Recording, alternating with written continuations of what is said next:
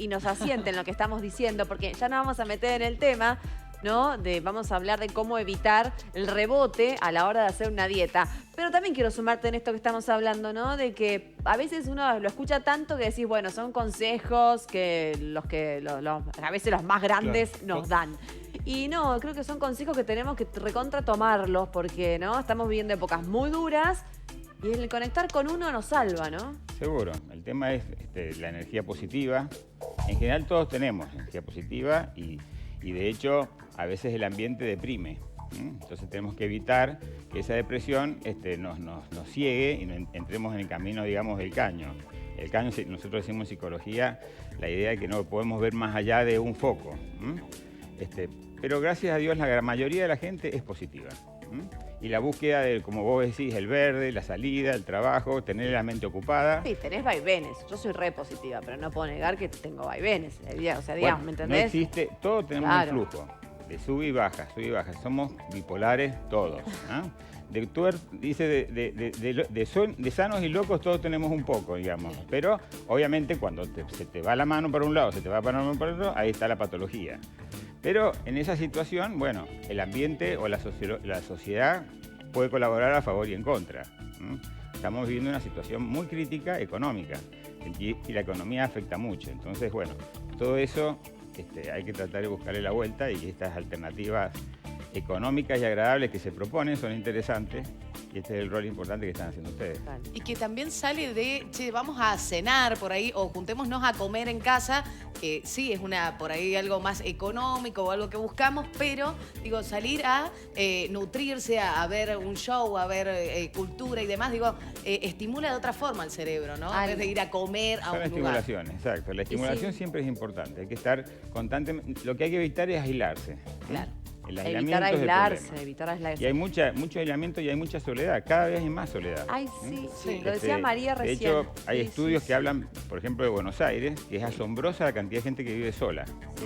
Que a veces vos decís qué proyecto de vida pueden tener, se alejan de la familia, se alejan de los lazos.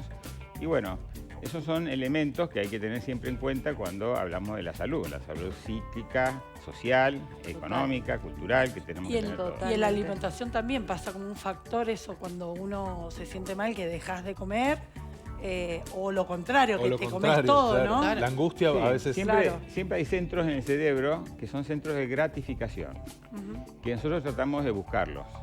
Entonces la gratificación, que tiene que ver con un territorio que se llama territorio límbico, que está por debajo de una bananita que se llama cuerpo calloso, ahí se produce la dopamina y todas esas cuestiones que nos producen atracción. O que después de haber cometido el acto decimos, ¡ay, qué bien que estoy!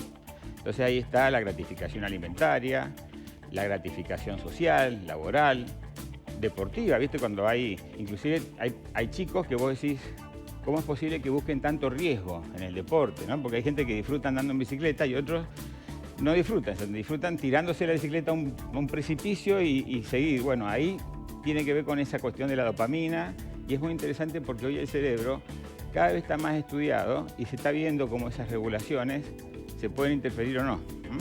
Pero la gratificación es el objetivo de todos nosotros y todos buscamos la gratificación de alguna manera. Obviamente que el tema es cuando dependes de algo o algo se te vuelve muy atractivo y empezás a focalizarte. La comida es un elemento que interactúa en eso. Que genera como una adicción. Sí, la adicción, que es la adicción de todo. Vos podés tener adicción al deporte, al trabajo, a la comida o a cualquier sustancia que active esos centros.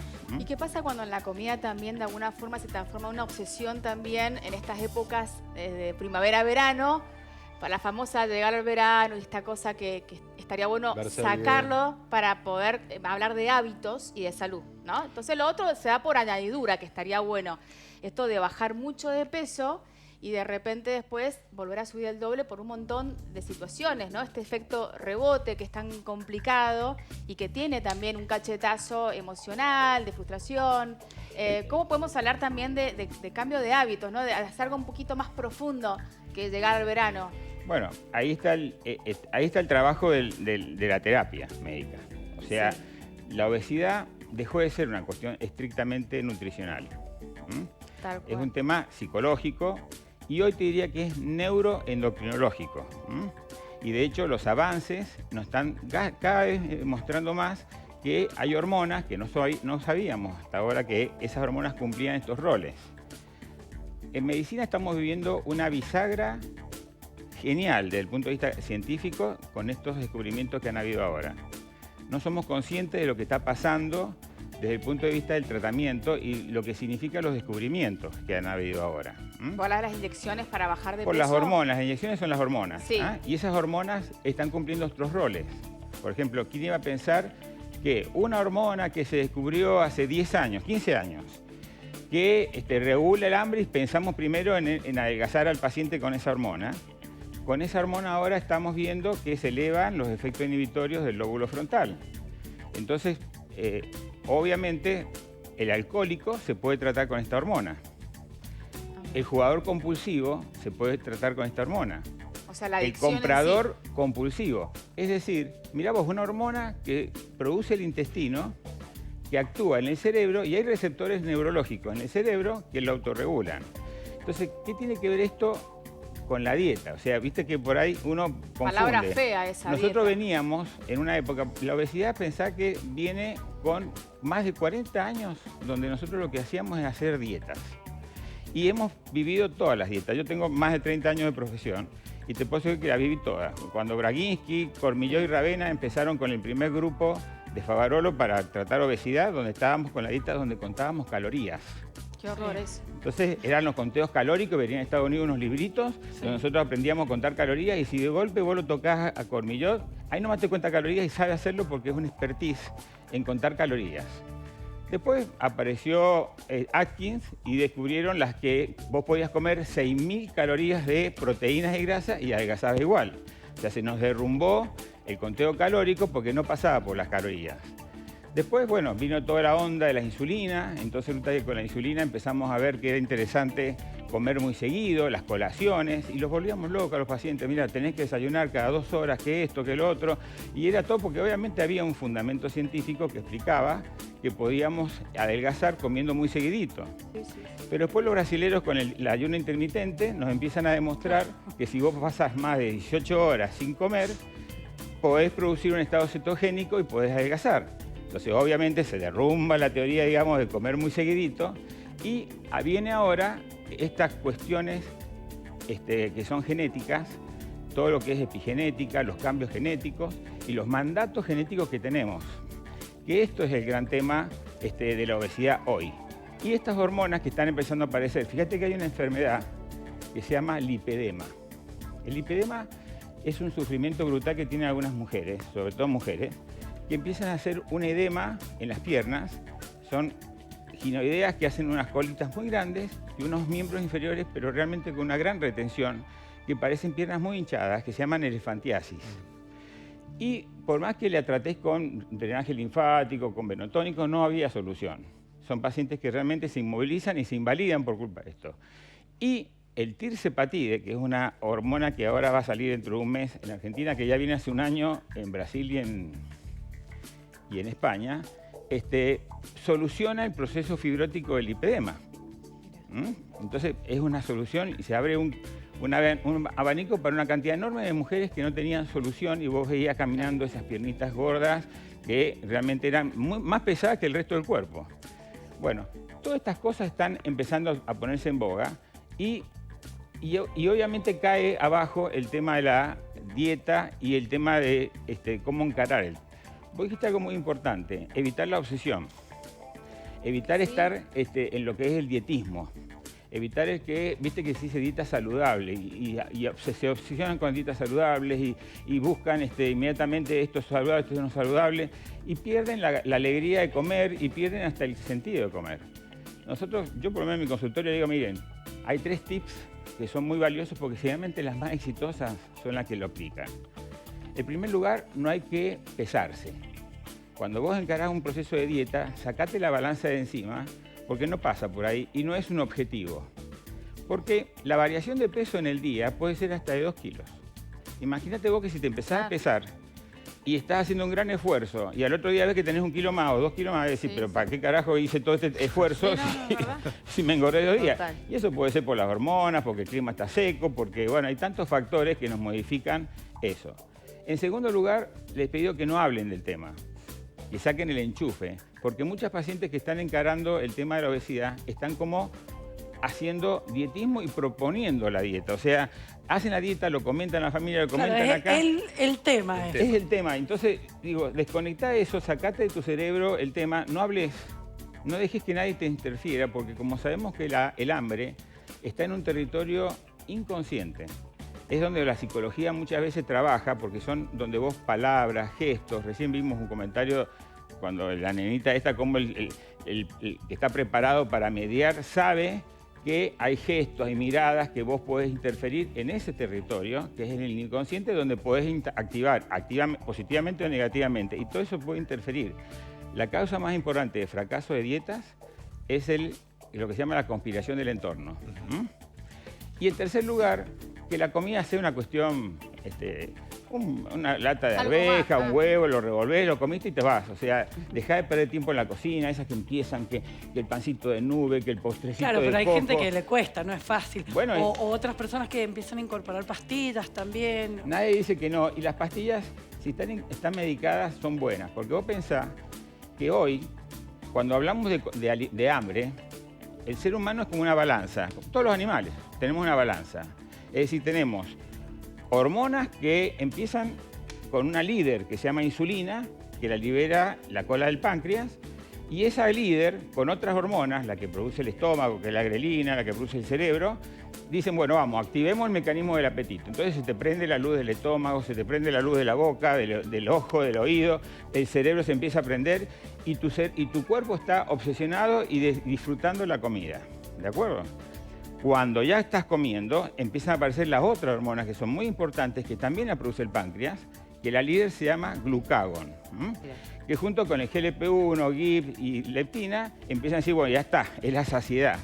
Entonces se empiezan a apagar esas luces. Nosotros en medicina, a medida que fuimos descubriendo las cosas, bueno, si el estómago se prende mucho, lo puedes operar. Entonces ahí vino el bypass gástrico, para tratar que el estómago no active tanto la grelina. O si el cerebro, sabíamos algunos centros, entonces resulta que te dábamos un antidepresivo para elevar serotonina, porque la bulimia es falta de serotonina, o si tenía un componente binge eating, o sea que comías mucho, podías usar anfetaminas o anfetamínicos. Bueno, son distintas alternativas que son fruto del análisis y el conocimiento de esos centros neurológicos. Jorge, ¿qué le dirías a una persona que está viendo este momento del programa para que evite el efecto rebote y que apueste a una alimentación que esté buena, más que llegar a término, sino que esté buena en el tiempo? Como hábito. Claro. Como hábito, ahí está. El tema es así. Primero que nada, hay que asumir que tenemos un mandato. El oso sale de la cueva y el mandato es hacer grasa para el invierno. Y el 85% de la población tenemos un mandato para hacer grasa por si hay una hambruna. Sí. ¿De acuerdo? Esa es la causa de la obesidad. Cuando vos lográs adelgazar, tenés que hacer lo que se llama la estabilidad. Son 18 meses, los estudios ingleses, yo me baso mucho en los estudios ingleses que son los más serios. Son 18 meses, donde los primeros 6 meses está el 82% de los rebotes. El rebote es nada más y nada menos que un grupo de neuronas en el cerebro que buscan recuperar el territorio perdido. Es decir, si vos tenías 30 kilos de obesidad y lo bajaste, tu cerebro va a ser la principal estructura que va a tratar de recuperar esos 30 kilos a toda costa. ¿De acuerdo? Esto es así. Por eso que no se deja la medicación, si estás medicado, nunca, una vez que lograste el peso. Y una vez que lograste el peso, hay 6 meses donde tenés que tener una gran precaución en controles, porque ahí no se acabó la historia. ¿De acuerdo? Después vienen otros 12 meses donde el ejercicio tiene una importancia fundamental, porque vos tenés que empezar a desconectar las costumbres. Cuando lográs 18 meses de estabilidad, el adipostato, que así le llamamos ese grupo de neuronas, es como el que asume el nuevo cuerpo. 18 meses. Es decir, que después de 18 meses ya tu cerebro dice, este es mi cuerpo, no es el que tenía antes. Te pide hábitos nuevos. Entonces esos hábitos ya están logrados. Claro. Porque lo has conseguido En el tiempo. en 18 meses en el tiempo. Esto es así, quien lo quiera ignorar es un problema. Entonces, No es que el rebote es por el fármaco, porque muchas veces he escuchado, no, tomás Claro, pastillas, es después por te va a las pastillas rebotar. que después volvés Exacto, a eso es engordar. mentira.